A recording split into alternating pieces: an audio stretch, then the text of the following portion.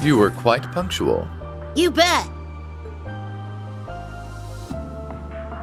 Sup, and welcome aboard the Argo, the vessel of Nine Valley's new high-speed transport service.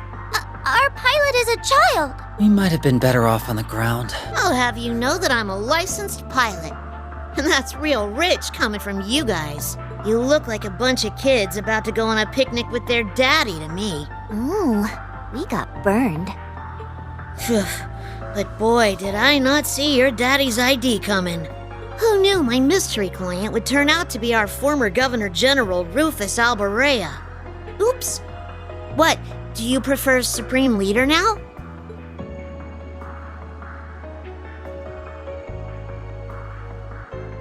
Please, if I knew I'd be repeating myself so soon, I would have gathered my audience.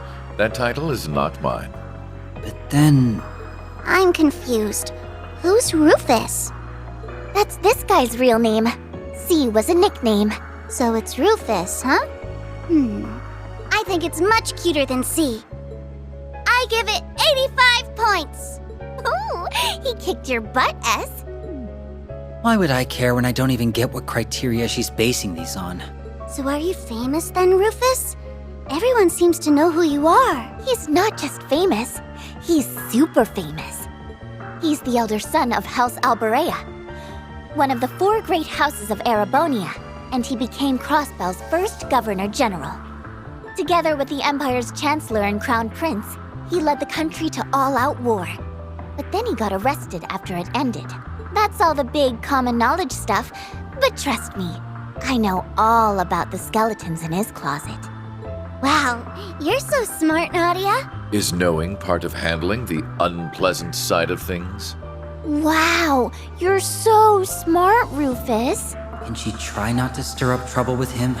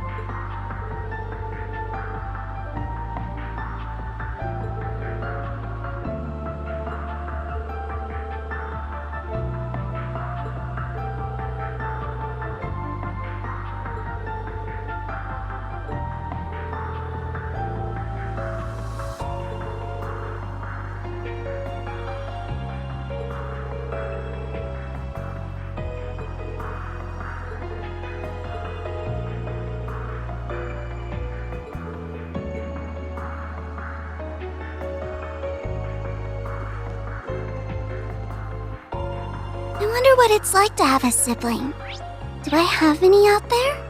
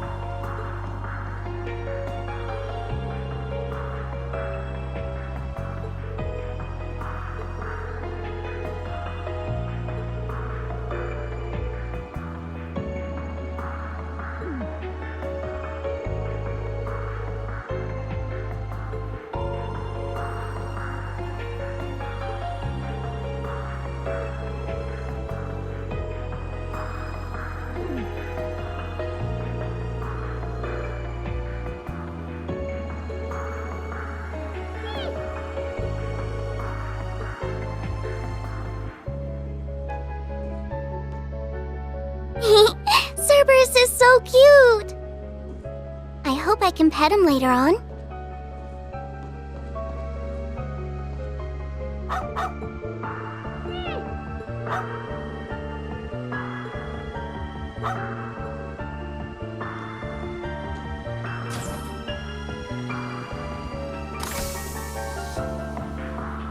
I'm afraid this side of the deck is occupied.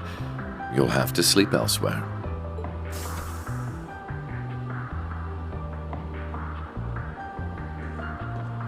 I wasn't planning to sleep out here. Oh? Then what's brought you outside?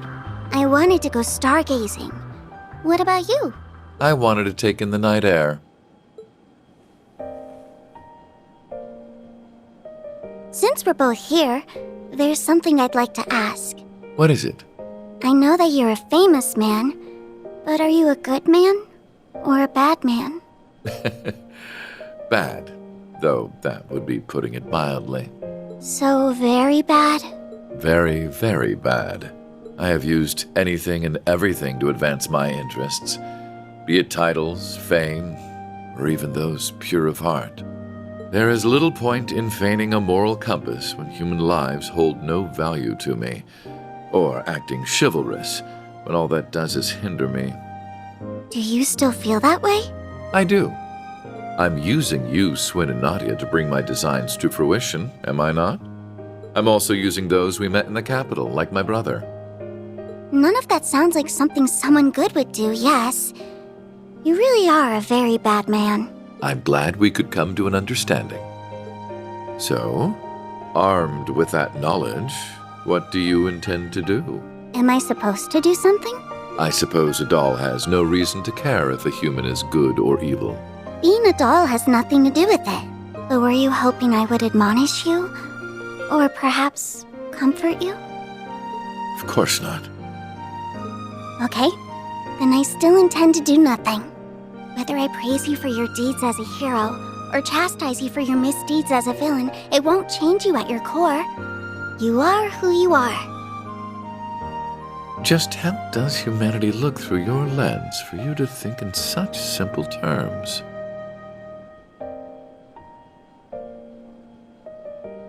I don't know. I can't answer that when I'm still learning about what it means to be human. All I can say is, I don't see if you're good or bad, where you're from, or how you were raised. I don't see what you've done or haven't done, what you possess or what you lack, because none of those are what make you exist as a person. So it can't be that you suddenly don't exist just because someone decides to reject those parts of you. That's quite a philosophical approach to the matter. Or perhaps that objective thinking is the most one of artificial intelligence can fathom. I don't know. How could I know? Just to me, being is what makes a human a human. Perhaps you're right. And so, it's what makes you, you. Perhaps you're right.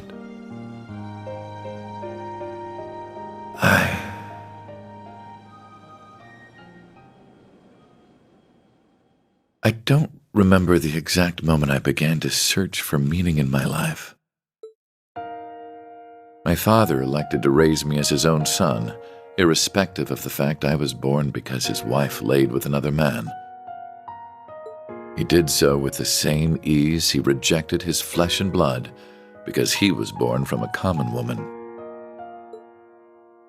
When I learned the truth, I finally understood that House Alborea wanted me not as a human being, but as a product of noble blood. It was so hard to bear that it made me sick. Was that all? Was that the only reason I existed?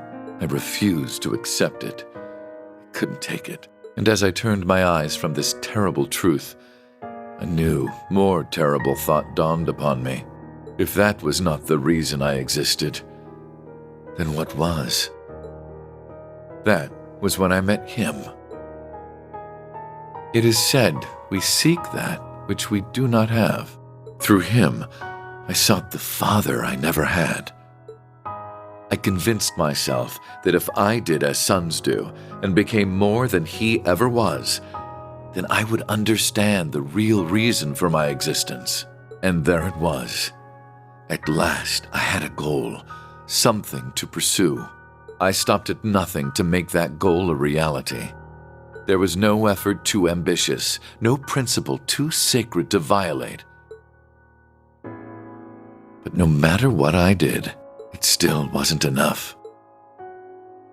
Everything I had done to secure my victory had led to a resounding, humiliating defeat. A defeat at the hands of my own brother, who, despite his unfortunate upbringing, had grown into someone strong and true.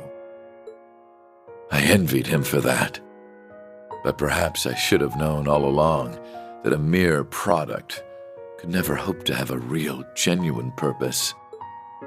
The whole predicament would have been worth a laugh had it not been so deeply painful. Why am I here? What is my reason for being? Who am I? You are who you are. I don't see what you've done or haven't done, what you possess or what you lack, because none of those are what make you exist as a person. Just to me, being is what makes a human a human.